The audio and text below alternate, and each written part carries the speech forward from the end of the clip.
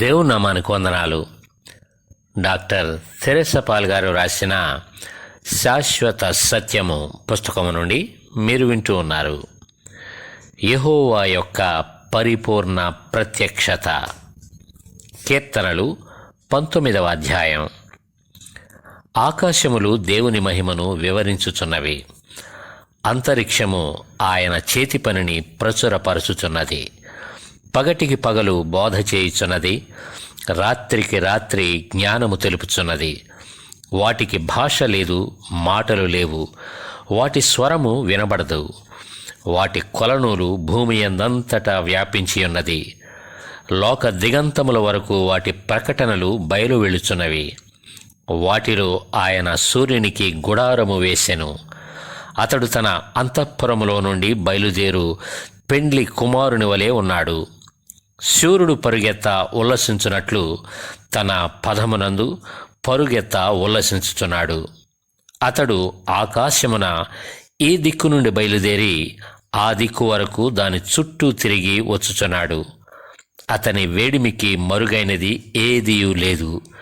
యెహోవా నియమించిన ధర్మశాస్త్రము యథార్థమైనది, అది ప్రాణమును తెప్పరిల చేయును. యెహోవా శాసనము నమ్మదగినది, అది బుద్ధిహీనులకు జ్ఞానము పుట్టించును.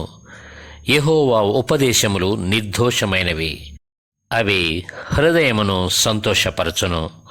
యెహోవా ఏర్పరిచిన ధర్మము నిర్మలమైనది, అది కన్నులకు వెలుగిచ్చును. యెహోవా యందైన భయము పవిత్రమైనది, అది నిత్యము నిలుచును.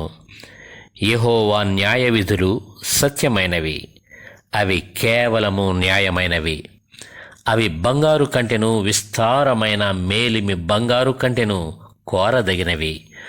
తేనె కంటెను, జుంటి తేనె ధారల కంటెను మధురమైనవి. వాటి వలన నీ సేవకుడు హెచ్చరిక నొందును. వాటిని గైకొనుట వలన గొప్ప లాభము కలుగును. తన పొరపాటులు కనుగొనగలవాడు ఎవడు? నేను రహస్యముగా చేసిన తప్పులు క్షమించి నన్ను నిర్దోషినిగా తీర్చుము. దురభిమాన పాపములలో పడకుండా నీ సేవకుని ఆపుము. వాటిని నన్ను ఏలనీయకుము. అప్పుడు నేను యథార్థవంతుడనై అధిక ద్రోహము చేయకుండా నిందారహితుడనగుదును. యెహోవా నా ఆశ్రయదుర్గమా, నా విమోచకుడా, నా నోటి మాటలను, నా హృదయ ధ్యానమును నీ దృష్టికి అంగీకారములగునుగాక. కీర్తనలు 19వ అధ్యాయం.